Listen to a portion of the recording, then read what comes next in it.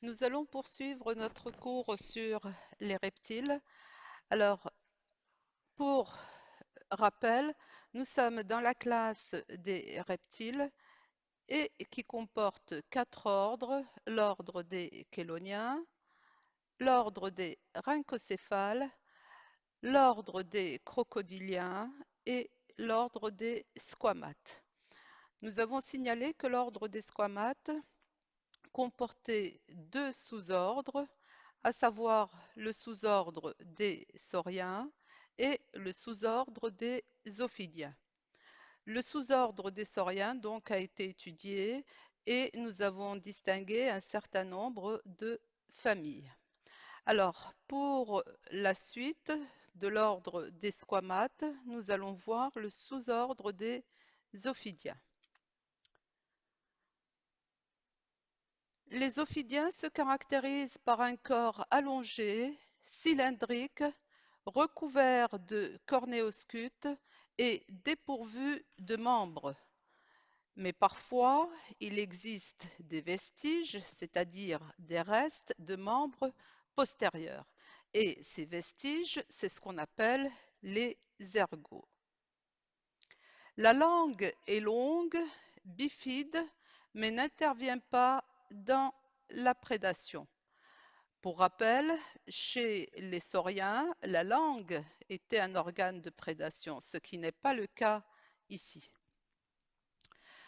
La bouche est un organe préhensile qui peut se distendre, c'est-à-dire s'étirer énormément grâce à l'extensibilité des articulations des os des mâchoires. Donc, comme vous pouvez le voir, regardez l'ouverture de la gueule de ce serpent. Les yeux sont à paupières transparentes et soudées.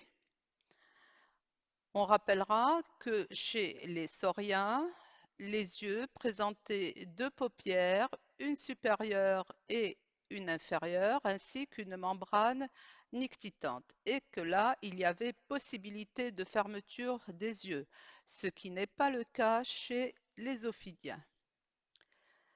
Les écailles dorsales sont petites et imbriquées, et elles peuvent être lisses ou alors carénées, c'est-à-dire qui présentent une carène au centre de l'écaille. Les écailles ventrales sont grandes et transversales. Il existe une seule écaille par rangée.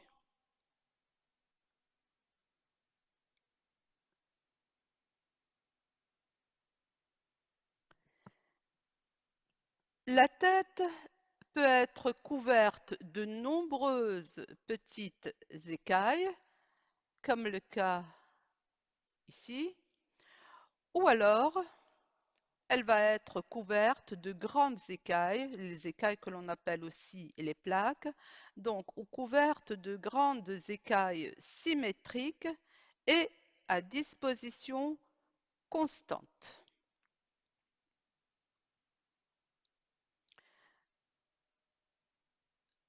La mue chez les ophidiens se fait d'un seul tenant, d'un seul trait, donc c'est ce qu'on va qualifier de mue globale. Chez les sauriens, la mue se fait par petits fragments, par petits lambeaux. Ce sont des prédateurs de vertébrés et d'invertébrés. La plupart des ophidiens sécrètent du venin pour tuer leur proie ou alors pour se défendre. L'appareil venimeux des ophidiens comprend deux éléments principaux. Des glandes qui permettent de synthétiser, c'est-à-dire de sécréter le venin. Ce sont les glandes à venin qui sont des glandes salivaires modifiées de la mâchoire supérieure. et des dents modifiées en crochet qui permettent d'inoculer ce venin, c'est-à-dire de le transmettre à la proie ou alors à la victime.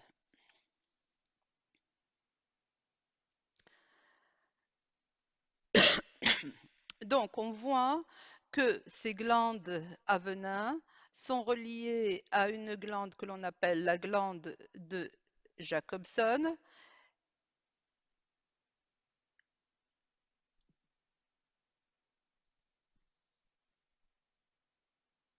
La glande de Jacobson et donc qui va sécréter le venin et qui va s'écouler à travers donc un canal qui existe au niveau de la dent modifiée en crochet.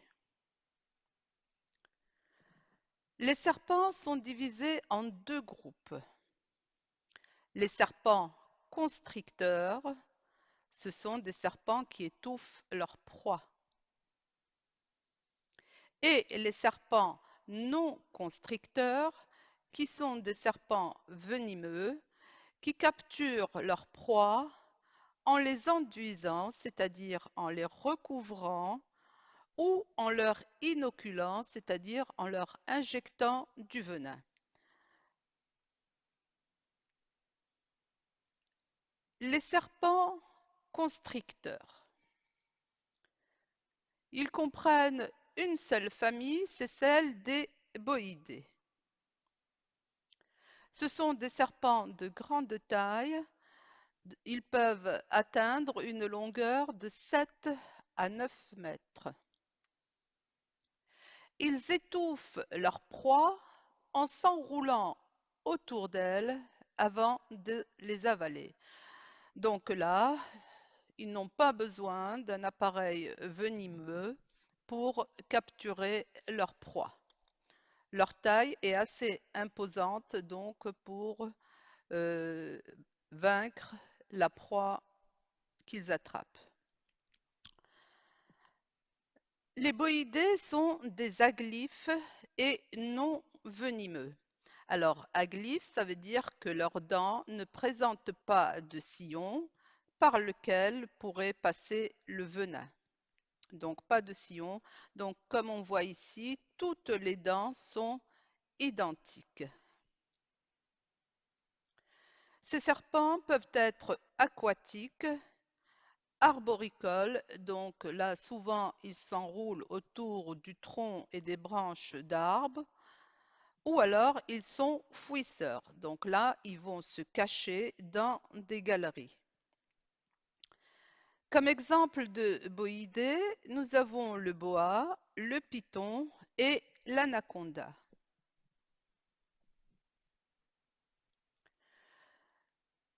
Nous avons ici une illustration qui met en évidence le fait que ces serpents constricteurs donc s'enroulent autour de leur proie pour l'étouffer.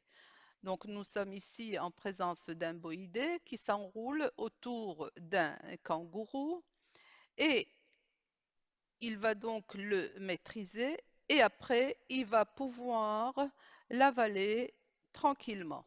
Donc on peut voir l'ouverture de la gueule qui est très extensible. Donc ce boa va pouvoir avaler ce kangourou, pardon,